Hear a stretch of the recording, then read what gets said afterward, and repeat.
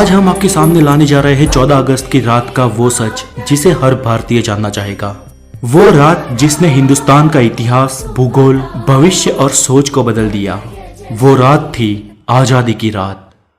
दिल्ली में 14 अगस्त की शाम से ही जोरदार बारिश हो रही थी। रात 9 बजते बजते रायसीना हिल्स पर करीब 5 लाख लोगों का हुजूम जमा हुआ था।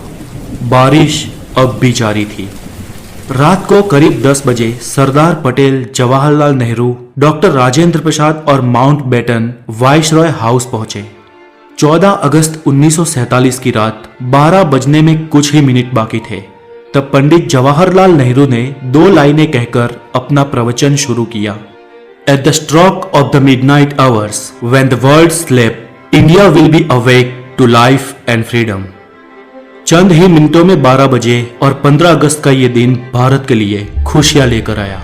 190 सालों बाद ब्रिटिश हुकूमत से देश स्वतंत्र हुआ था, लेकिन इन खुशियों के साथ उतना ही गम था क्योंकि भारत ने अपना 3,46,737 स्क्वायर किलोमीटर का पूरा विस्तार और करीब 8 करोड़ 15 लाख लोग एक ही रात में गंवा दिए थे। देश 2 टुकड़ों में विभाजित हुआ था, हिंदुस्तान और पाकिस्तान। हिंदुस्तान यूं ही आजाद नहीं हुआ।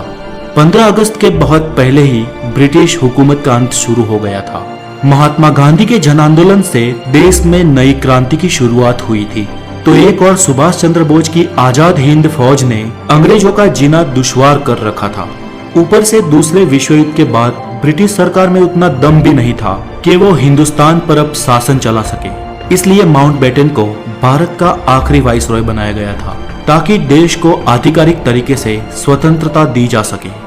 अंग्रेजों ने भारत को शुरुआत में 3 जून 1948 के दिन स्वतंत्र घोषित करने का निर्णय लिया था, लेकिन मोहम्मद अली जिन्ना ने पाकिस्तान नामक अलग मुल्क बनाने की ठान ली थी, जिसके चलते देश में कई जगह पर सांप्रदायिक हिंसा शुरू हो गई। बिगड़ती परिस्थिति को देख अंग्रेज भारत को हो सके इतना जल्दी स्वतंत्र राष्ट्र घोषित कर देना चाहते थे, क्योंकि अंग्रेजों को भी भारत को आखिरकार एक टुकड़े में नहीं लेकिन 2 टुकड़े में विभाजित करना था। स्वतंत्रता के लिए दिन 15 अगस्त ही क्यों चुना गया? तो इसमें ऐसा है कि सिर्फ हम भारतीय ही शुभ और अशुभ में नहीं मानते थे, बल्कि अंग्रेज भी उतना ही मानते थे। माउंटबेटन मानता था कि 15 अगस्त का दिन शुभ है, क्योंकि 15 अगस्त 1945 के दिन ही जापान ने शरणागति स्वीकारी थी और इसके ऑफिशियल साइन 2 सितंबर को हुए थे। इसलिए बेटन के अनुसार 15 अगस्त का दिन मित्र राष्ट्रों के लिए शुभ था। तो फिर रात 12 बजे के वक्त को ही क्यों तय किया गया? तो इसके लिए भारतीय ज्योतिषियों का मानना था कि वो वक्त देश की स्वतंत्रता के लिए शुभ है। तय किया गया था कि पंडित नेहरू को अपनी स्पीच रात 12 बजे से पहले ही समाप्त कर देनी है और रात 12 बजे शंखनाद के साथ भारतीय लोकतंत्र की शुरुआत होगी। ठीक वैसा ही हुआ। 15 अगस्त की सुबह 8:30 पर पंडित नेहरू और उनके कैबिनेट ने पद और गोपनीयता की शपथ ली। रात की लगातार बारिश के बाद सुबह आसमान बिल्कुल साफ था। लोग बेसब्री से इंतजार कर रहे थे आजाद भारत के तिरंगे को लहराते हुए अपनी आंखों से देखने का।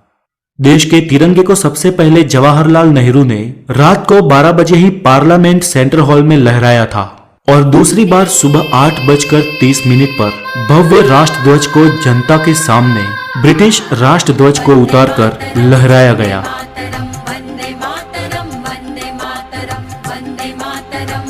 देशवासियों की आंखों में खुशी के आंसू थे।